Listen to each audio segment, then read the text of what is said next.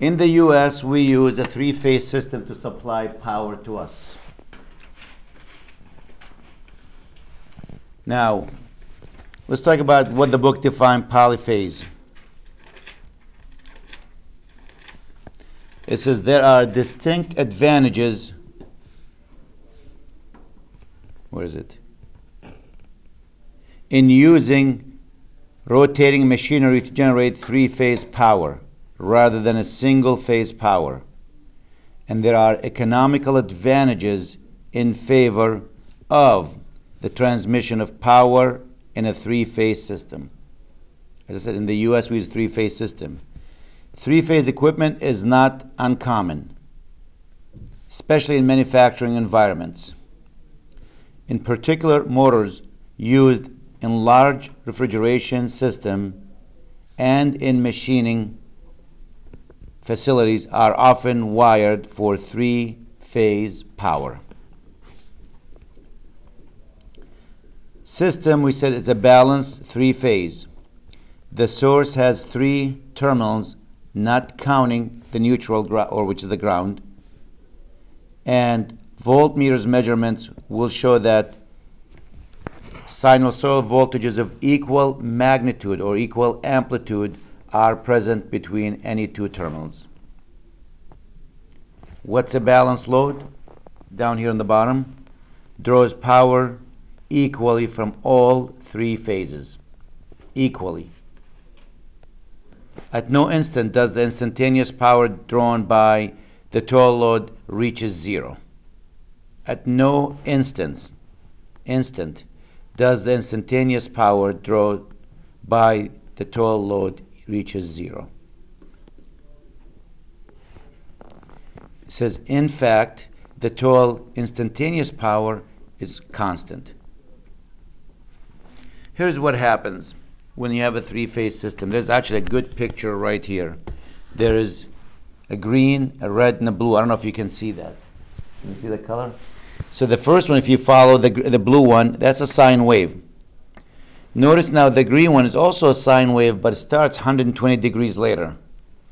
And the other one, which is what color? I forgot the three colors. The red starts actually 240 degrees later. So if you only have one source, you see your voltage going up through zero, back to top, back to zero, and so forth. When you have a three-phase system, the voltage starts to rise. The minute it starts to drop, like this point, it rides the second one, the red one. And the minute it starts to drop, it rides the green one. The minute it starts to drop, it rides again back the black one, then the red one, then the green one, then the red black one. It continues. So what you're seeing is that constant value almost across that. Yep. It says, it is, going back to that statement, a three-phase system and machinery generate three-phase power rather than single-phase power. It is, and there are economical advantages. We know that's the bottom line. For a company, you want to save money. So there's an economical advantages for using a three-phase system. That's why power supplies, if you look, you'll see three wires coming out of them. If you look at, next time you go buy a power supply, let me see if I have a picture here. Sometimes you'll see when you're driving by a station, there's a couple of them here. It might be on the previous chapter. One of the chapters actually had chapter 11 maybe. Next time you drive, you look, you will see what I'm talking about, if I can find it here. Chapter 11. Where are you, 11? Nope, maybe chapter 10. There's a picture somebody took of power company. And 9. It could be actually inside. It's a really nice picture, actually. It's worth looking at. Oh. I don't know if you can see it. That's capacitor here.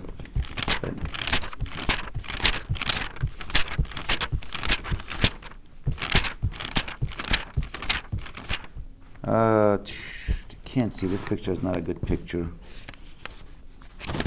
I'll look for a picture. I'll bring in a different book. I don't want to spend the class time looking for a picture, but it shows you the three wires coming out of it. You know. Next time actually you drive by a power company, just take a look. and you'll see the 3 wires coming out of it, and you'll see the ground, you know. So let's talk about the 3-phase system, a balanced 3-phase system. There's 2 ways to connect them. One is called the delta connection, and one is called the Y connection. Delta connection versus the Y connection. Here we go. So we're going to use a double subscript. This is called, if the sources are connected this way, and the same thing with the load, we call that a Y connection.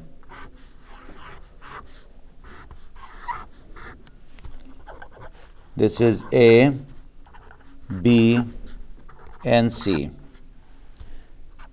This is the neutral ground. This voltage is called VAN. This called is VBN. And this voltage, notice where the plus, the minus, VCN. The neutral is always the minus. That's called a Y connection.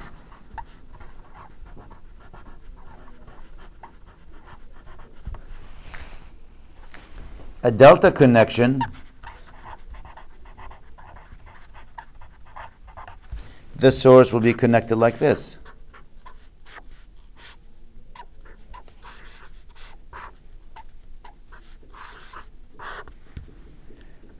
This will be A, B, and C. This is VAB. When I write VAB, the plus is A, the minus is B. That's how that notation is. This is VBC. Actually, I gotta write this, VCA. I gotta reverse the direction of this. I drew them wrong. The last one, I drew the last one wrong.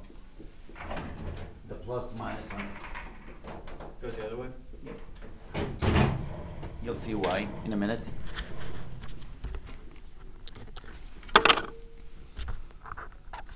And this is called VCA. And you should be able quickly, you'll see in a few minutes, I'll do some math, and you can go from this to this in seconds, in like 15 seconds. I can convert my source mathematically. So why you want to do that? Sometimes you have a Y source but a delta load. Well, that makes the math complicated. Or I have a delta source and a Y load that are matched. So you'll see me convert from delta to Y, Y to delta.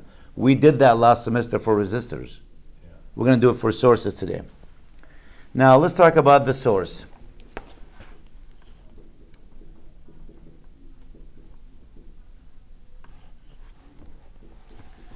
Let me read one more paragraph for you, maybe 2 more.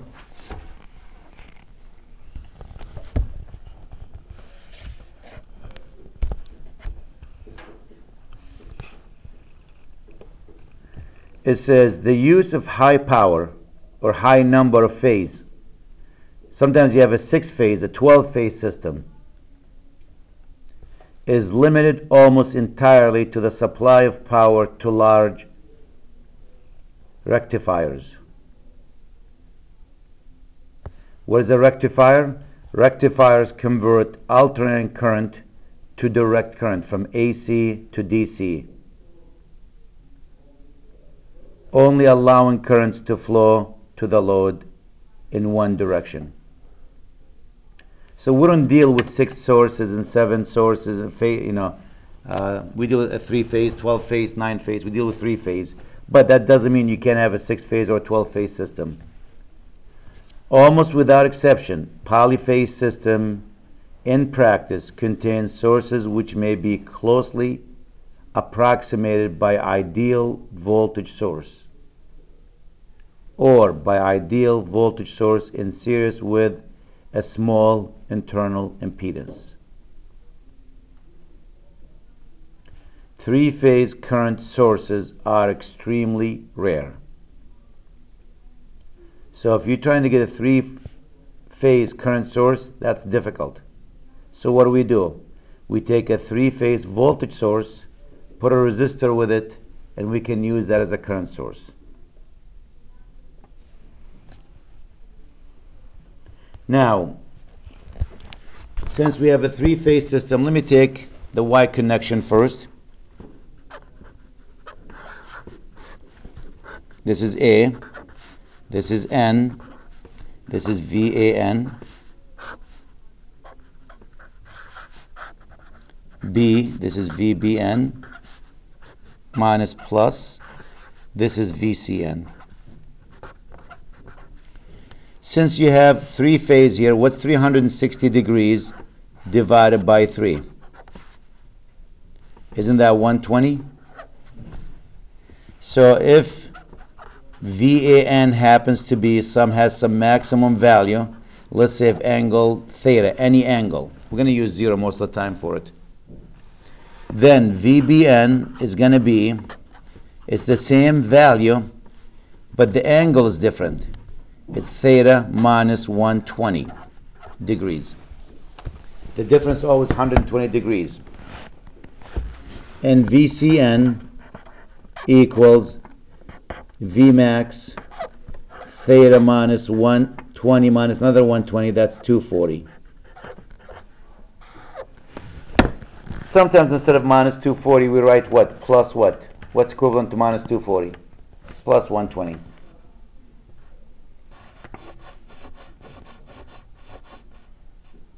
So let's assume for our discussion, because I want to do some quick math here, let's assume theta is 0 here. Let's say I have three sources. The first source here is 5 angle 0. I'll give you some numbers. That means VBN is going to be what?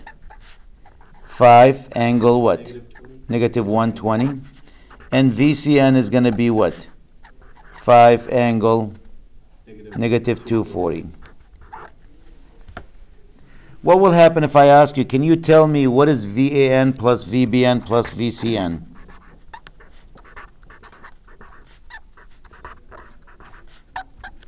Let me go to my calculator and see.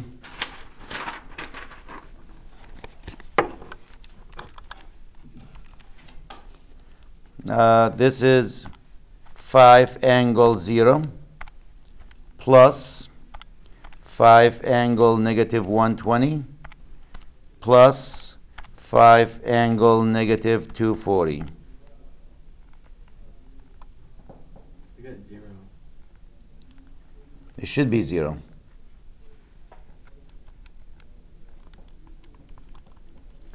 You got a 0, everyone?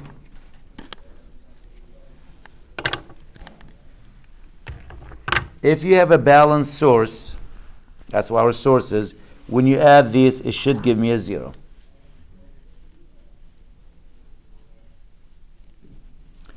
Now, with the same numbers, well, actually, you know what? I'll leave it instead of numbers. Let me try another one. If VAN has some maximum value, angle 0, that means VBN equals that maximum value, angle what? Negative 120. And what is VCN? It's the maximum value, angle what? Negative 240. There's my circuit again. My source. A, B, C, N, VAN, VBN. If I said to you, can you tell me what the voltage between A and B here? If you take a voltage supply and I want A to be the plus and B is the minus, can you tell me what the voltage? That's VAB.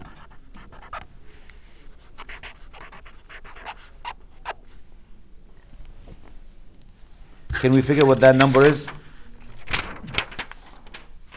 Is it VM angle 0 times 0? Well, let's do KVL right here. Sum of the voltage in a closed loop is 0. That's a loop, right?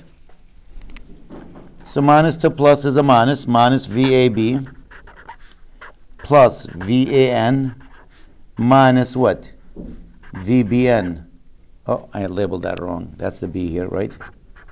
That's a C up there. It depends where I put my B and C. Normally my B is there, my C is here, but today, somehow, now I reverse them. So if I want to find VAB, if I do KVL right here, traveling this way, negative VAB plus VAN minus VBN equals to 0. Notice I'm using subscript here, 2 of them, and the first one tells me where the plus, the second one is the minus. So if I do the math, that says VAB equals what? VAN minus VBN, which is some maximum value, angle 0, minus some maximum value, negative 120. I can factor the Vmax out, 1 angle 0 minus 1 angle negative 120. I'm interested to know if that number is the square root of 3.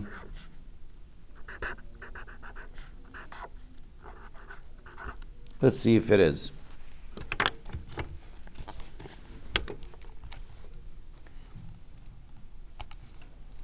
One angle 0 minus 1 angle negative 120. 1.732. What is that? Is that the square root of 2? I mean square root of 3? 1.732. Yep. Exactly says Yep. radical 3. Yep. And what's the angle? 30 degrees? So actually from now on, when we know what VAN and VBN, or if you know VAN, you know what VBN, you know what VAB. Guess what VBC is? I can do the math for that.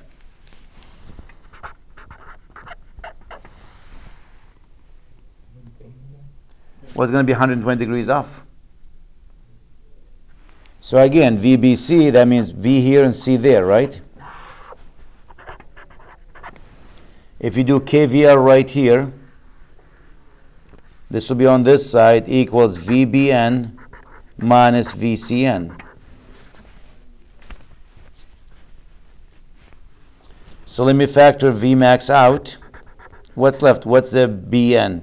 1 angle negative 120 minus 1 angle negative 240.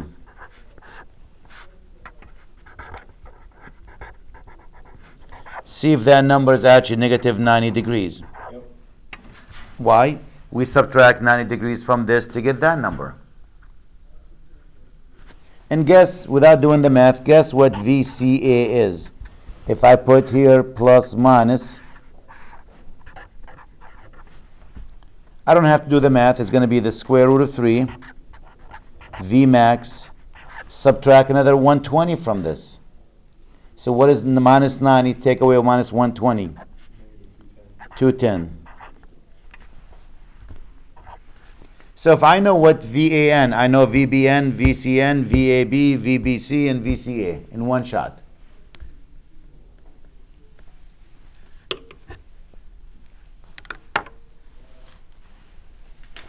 Does it say negative 210 or negative 240? Negative 90. Talking about this? Subtract 120 from that number. Oh, okay. Yeah, okay. Notice to get that number here, Joe, we took the 30, subtract 120 from it. What's 30 minus 120? Negative 90. What's negative 90 minus 120? Negative 210. Okay.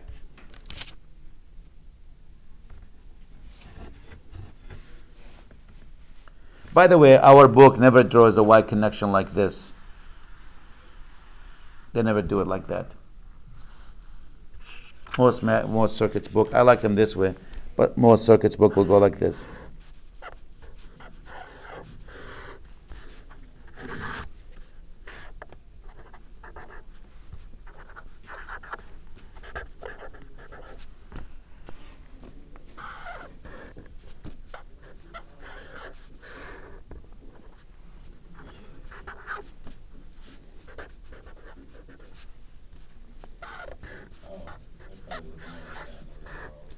Yep.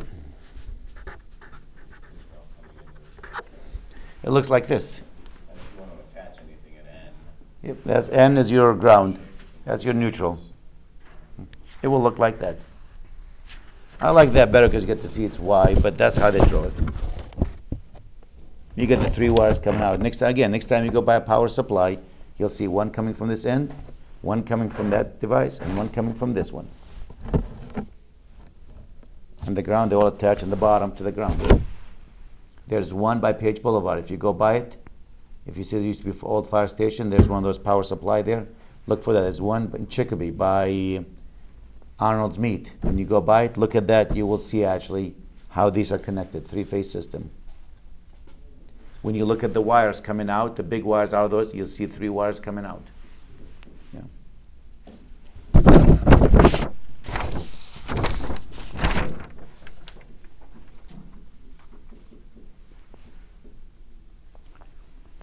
So we use a three-phase system. Now, if we're to use a single-phase three-wire system, I'm going to talk about that. That's a three-phase three-wire system. You have three phases, three wires coming out of it. What about a single-phase three-wire system? That means the sources have the same angle. There's no shift in them. So these sources are identical.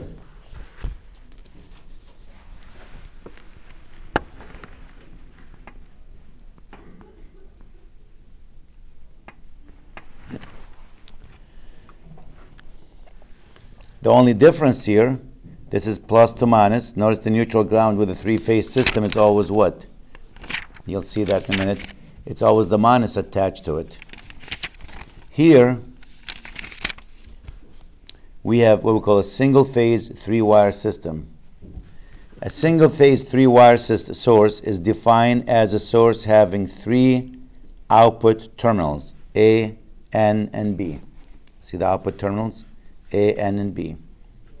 Such as A, N, and B right here, at which the phase voltage VAN and VBN are equal. These two sources are equal, single phase. There's no difference in them.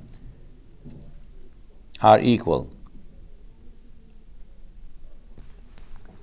Now it says, since they are the same value, the sources therefore may be represented by a combination of two identical voltage sources. So these two sources, VAN and VNB, the plus is N here. These are identical sources. It says if you want to go from A to B, from here to there, you can do KVL. It's this one plus that one. That's twice that number, because they're identical. Can you see it? The voltage between A and B, it's twice one of these sources. With the other one, you can't just add them mathematically because the angle is different. You're adding vectors. Here, the same angle. So it's like in physics, when you had, let's say, a kill here, some animals fighting over a lion, and one is pulling in this direction of 10 Newton, and one is pulling in this direction of 15 Newton. What's the net result? 25 Newton, because they're pointing in the same direction. They have the same angle. But if one is going 10 Newton this way, the other one is going 10 Newton that way, or 15 Newton that way, well, you're going to go in this direction. You got to add the vectors like using vector addition. Well, that's the same thing. These guys have the same angle. So when you add them, you just add the two values and you're done. The other ones, you can't just add them because the angles are different. Right. So that's why the value doesn't become twice that number. They're not pointing in the same direction.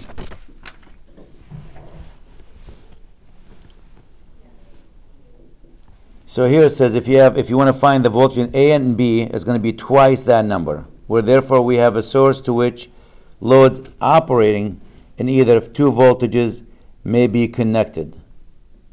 It says the normal North America household system is a single phase three wire. In your house we use a single phase three wire. Now, how many of you have electric stoves at home? Electric stoves? Yuck. You have one? I have one. Well, for electric stove to work, you need 240 volts. So what do? We have come into our house 120 volts. That's what's coming to my house, 120 volts. So what about if I take two of them and I connect them like this? 120, another 120 here. What do I have now? 240 volts. And that's how your stove, actually the plug to your stove is connected. They take two 120, connect them, where the difference. Now if I reverse the direction of them, if I put minus to plus on the top, plus to minus 120 here, and I reverse that accidentally, I put minus to plus 120, what am I getting for a voltage now? 0. That stove is not going on. So I got to make sure plus to minus, then plus to minus connected that way. And that will give me actually the plus 240. In the lab, when you go to our lab, look and see we have one of the digital multimeters here. We have 5 volts here. We have a ground here. And I think we have a negative 5 here. If you attach it right here, you get a 5 volts. If you attach it right here, you get a 5 volts. If you attach it right there across the DMM, what are you going to get? 10 volts. Because that's lower than this. This is 5 higher than this. This is 5 higher than that. You get the 10 volts. And that's how actually we can get a larger voltage. So that's what this statement is telling you here. In North America, that's us here. Household system is a single phase 3-wire.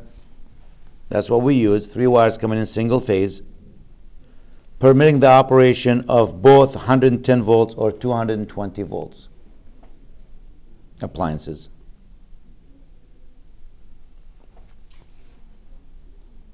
It says the high voltage appliances are normally those drawing larger amount of power. Dryers usually are one of them. Stoves are another one. Washing machines, some of them actually are 120, some are 240, you know. But the dryer, if you want to get a lot of heat to dry your clothes quickly, you need the 220. They may also make them 110. Anything But bigger than a toaster that actually wants to Yep. heat things. so yeah, if you want to heat like in a long time, you can use the 110. Like the dryer, you can still use the 110, but it takes a long time to dry your clothes. If you want to crank the temperature there, they can use the 220. So that's what a single phase is. So there's an example with a single phase. We'll go through it. Notice it's the same source. Can you see that? This is a single phase system, 3 wires, A, B, N, and B. It has the same voltage, the same angle. Same voltage, same angle. So let me take that one and go through it. And there's nothing really fancy. We're not doing anything new here that we didn't do before. And by the way, notice one more thing about this. See that load, A, N, and B? Notice what they use for letters. What do you notice? Capital. That's common. We use capital letters for the load. We use lowercase for the source. You'll see that on the homework, the test. Notice when they ask you, what is the current from A to A? That's from the source to the load. From small n to big N, from the source to the load. So what we have here, and you don't see it, and by the way, before I get to that, I keep saying by the way here, when you have a delta load, that's a delta, right? That's a delta. There's nothing wrong with not drawing it this way. That's the same look. You can put them all in a phone stack or all right. Yep. Just makes it better and serious with all that. Well, most of the time in our book, that's where you see the delta load looks like. So that's the same as this. R equal. Of course. It just looks different. I just want to make sure you know that's a delta, because when I'm looking at them, and I looked at this when I saw a delta load. But it doesn't look like delta. Doesn't look like this. So I have a source here, a single phase 3-wire source.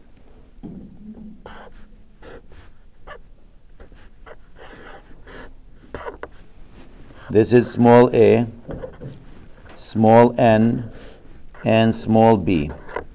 And VAN is 115 angle 0 RMS. Since a single phase, this voltage source will be identical to that. And I'm going to connect this to a load.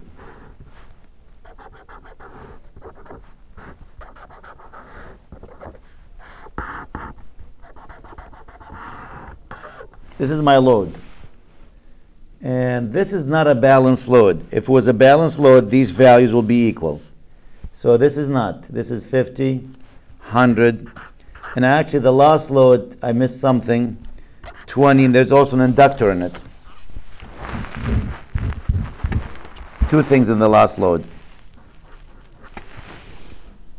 J10. So you can look at this as one load, 20 plus J10. That's why it's still delta. You're saying, well, there's four things. No, this is one, and that's the third one. You're going to connect this source to that load. So you go to Home Depot and you buy some wires. Well, here's the bad news. These wires usually, they're not perfect. This is capital A, capital N, and capital B. You're going to connect this to that. You bring in this wire. It's a good wire, an expensive one. But I don't care how expensive, there's an impedance to them. They're still not perfect. So let's assume each wire has a 1 ohm impedance.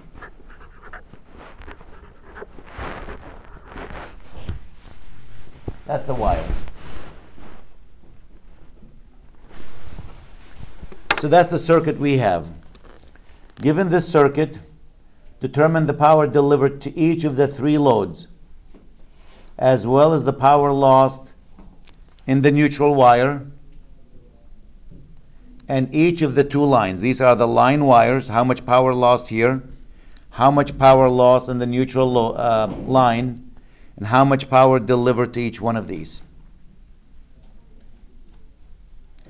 Well, if I want to find out how much power lost through each one of these, what do I need to find? I need to find the current I sub A to A, I sub N to N, I sub B to B. If I know the current, I squared times R is the power lost. I can tell you how much power lost to each one.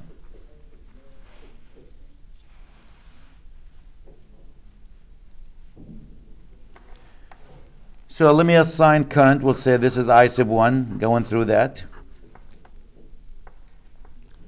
This is too much junk here. I sub 2. And this is I sub 3. Okay. Let me do KCL for I sub 1.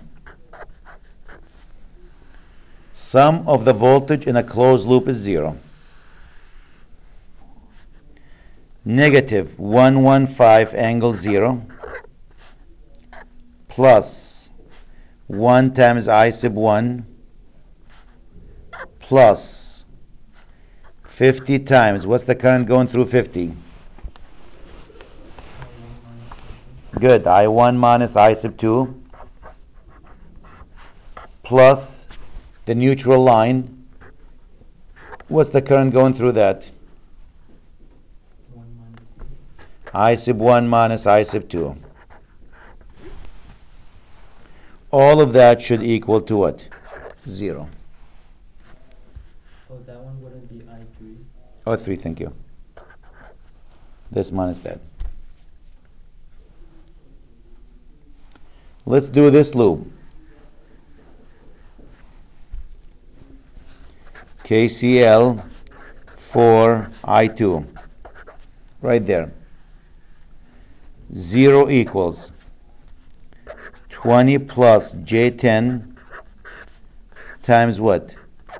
I sub 2 plus 100 times the current up, I sub 2 minus I sub 3 plus 50 times what? I sub 2 minus I sub 1. All of that is equal to 0. All of it.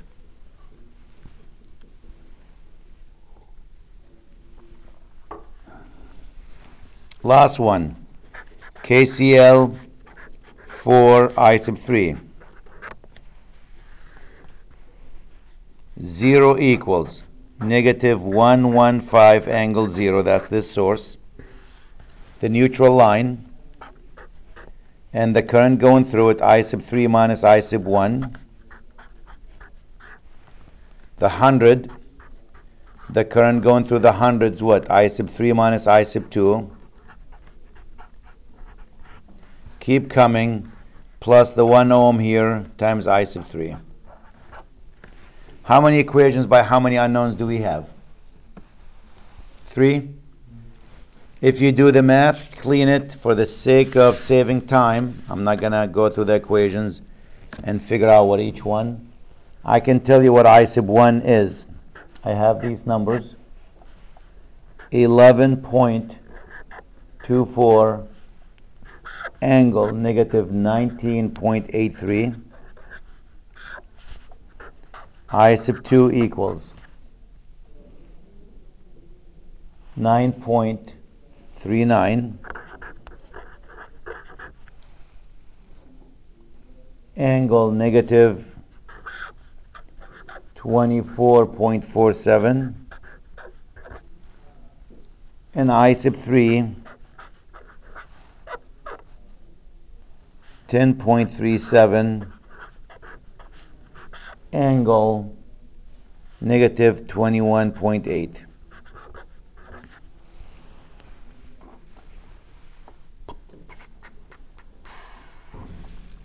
Now, once we have these, how much power lost through that? Well, this number happens to be I sub A to A. From A to A, that's I sub 1.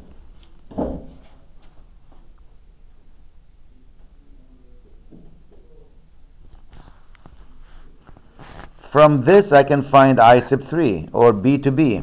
What's I sub B to B? From here to there, what's that current? It's a negative.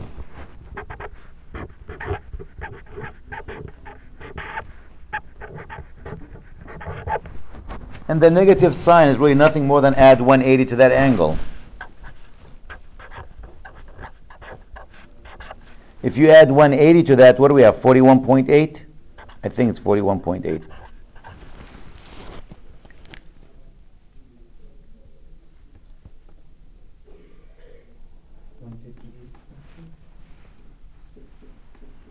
This one? Are we adding 180? Oh, 21, I'm sorry. I was adding 218. Ooh.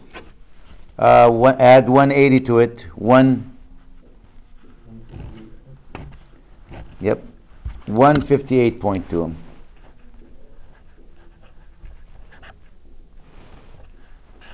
I saw 21, I thought it's 210 or 218. And what about I sub n to n?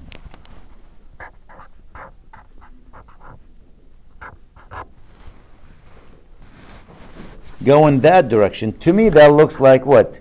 I sub 3 minus I sub 1, right? So if I do my math, I sub n to n, we know what I sub 3, we know what I sub 1. Do the math, what's n to n?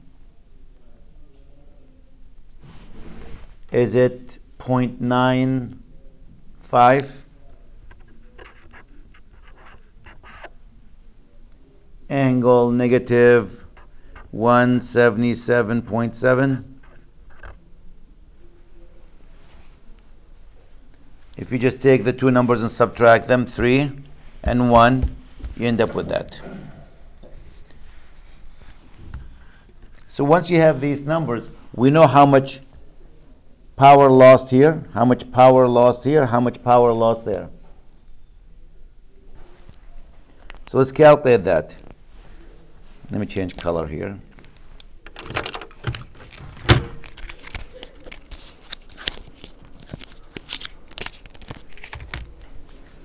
Power lost by the top one, that A to A. We'll go that resistor up there. That's what that means when I say A to A. Can you move the screen up a little bit? Well, I'm going to erase some of the stuff I do that.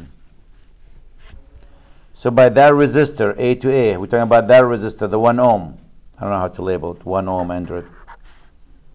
From A to A.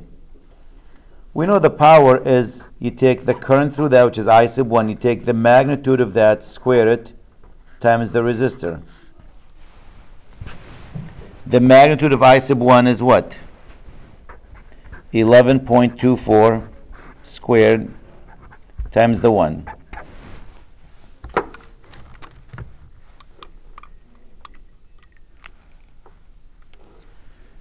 Is it 126 watts?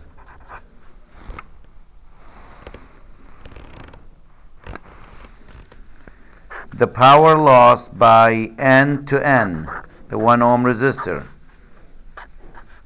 It's the magnitude of the current squared.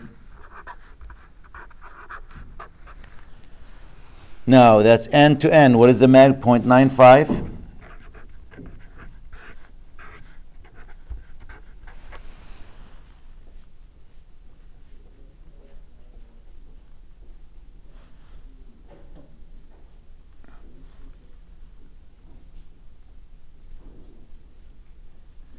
Is that, what do we have?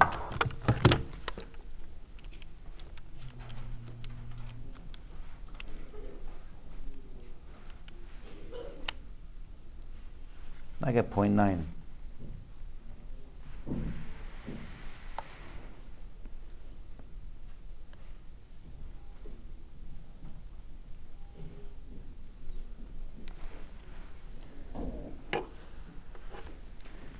So I got 0.9 watts. These numbers off a little bit. I just realized when I looked at the example that was 3 here. So when I took the answers here, it was based on 3 here, not 1.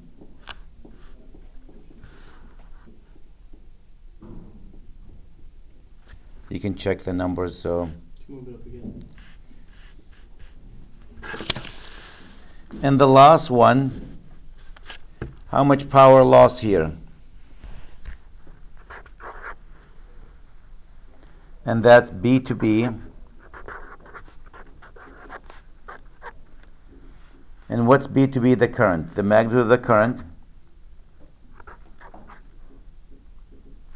That's not I sub 1 here, that's I sub N to N. I sub B to B squared. What was I sub B to B? 10.37 squared times 1. That's a bit over 100, 108.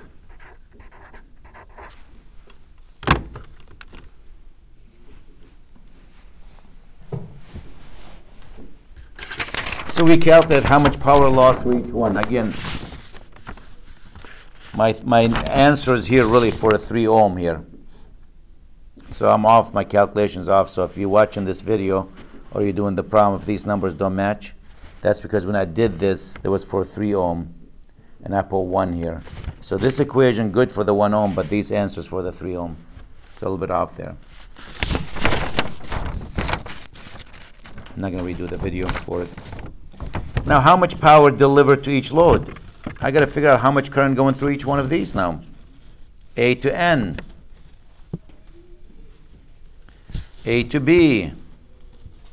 B to N or N to B. It doesn't matter. You're squaring that current. I squared times R.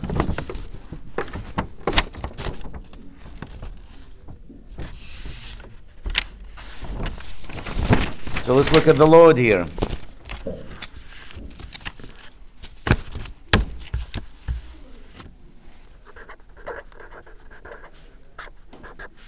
I from A to N, going down, I coming down, is I sub 1 minus I sub 2. Again, what are my I sub 1 minus I sub 2? Where's my calculator here?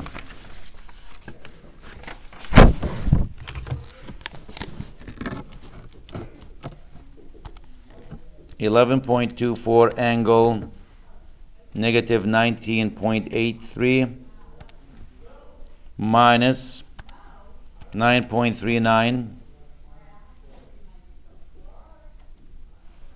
angle negative 24.47 2.03 angle 2.2.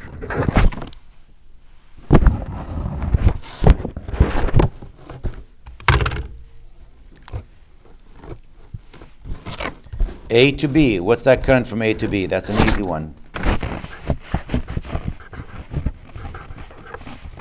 Isn't that I sub 2?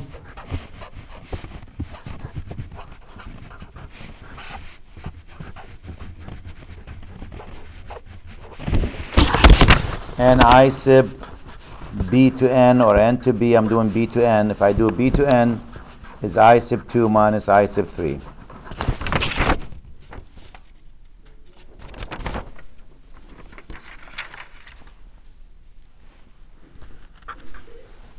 I sub 2, come back here.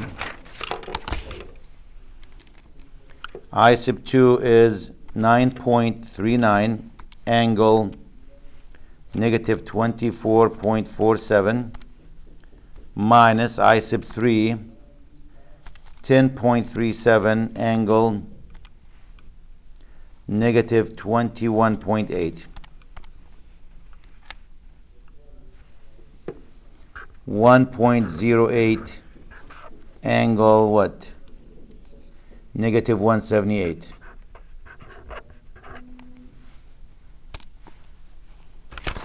Now I'm almost done.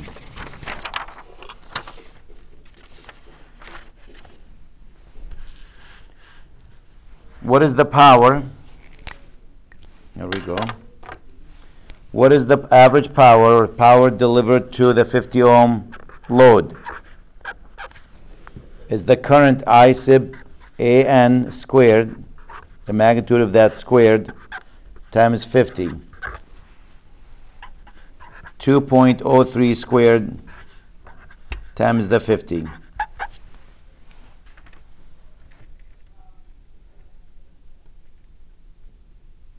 Is it 206?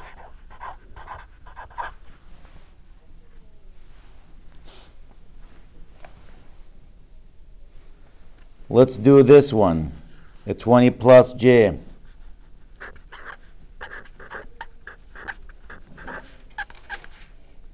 We know this has zero average power. So only the 20. The current through that, which is I sub 2 squared times the 20. So it's 9.39 squared times 20, that's almost 100, times 20, it's about 2,000. 1763.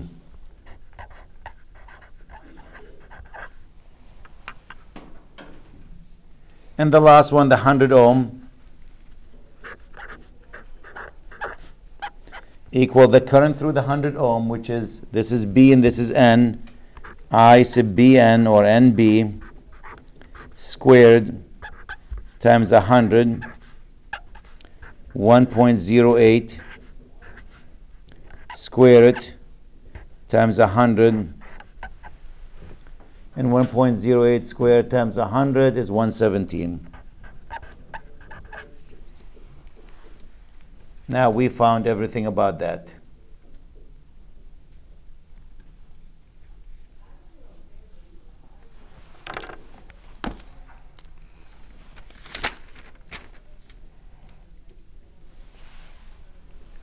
What did you say it was? 117.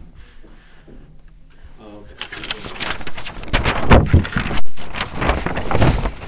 Again, what I don't like about this, I drew one, I did it for one, the equation here, but I solved it for 3 ohm here. So these numbers correct if that's a 3 ohm, not 1 really. If you just pretend they're correct now, how do you find the rest of the stuff? And that's how you find the rest of the stuff. In that specific case, does the resistor represent the resistance of the wire? This one, the wire, correct. These ones. And we take them for granted, but look how much power being lost. 126 watts, 108 watts. Times 1. I did the math with times 3, and it's ridiculous. Which one? 3? Yeah. This one? Well, that's 0.95 squared. Well, but if you multiply it by the times 3 resistor, Yeah, they'll end up being 3 watts here. yeah, but the other 2 It won't change the other one. kilowatts. No, it shouldn't change. Only this one was a 3. Oh, Only that one was a Only 3. the one in the middle was- Only the middle one was 3. The other ones were 1s. Only this was a 3. The other ones were 1s. Yeah, if that was 3. To get a wire with 3 watts in it, 3 ohms, you won't see it on the market today. These about 0.1 ohm, 0.01 ohm, small value. Even with that, actually, you're still losing some power. Especially because a lot of times you'll have the wires go for a long. Yep, that's why the longer they go, the worse they are.